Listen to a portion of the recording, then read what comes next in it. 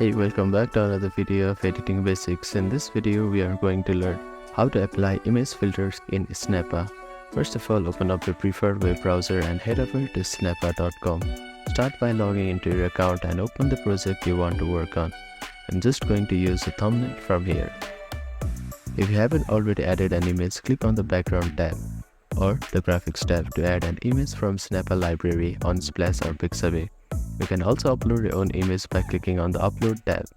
Once the image is on a canvas, click and select it. I am going to upload image from my device. After that, click on it and it will appear on a canvas. You can reposition or remove it from here.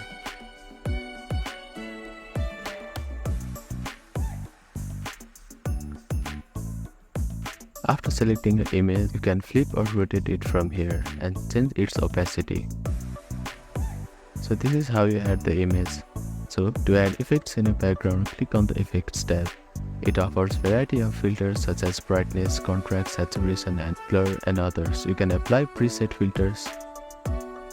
Click on the filter you want to apply and effect will be applied on the image automatically. For most filters, you can adjust the intensity by moving the slider. For example, increase or decrease level of blur, contrast, or brightness until the image looks the way you want. After applying these filters, preview the image to see how it fits with the rest of your design. Make sure the filter enhances the overall aesthetics and doesn't overpower other elements, specifically text or icons. Once you are satisfied with the image appearance, you can continue editing your design or download it to your computer by clicking the download button in the top right corner. By following these steps, you can easily apply and customize image filters on Snappa to create a stunning, polished design. Thank you for watching this video. Please do not forget to like, share and subscribe to our channel and comment down if you have any queries.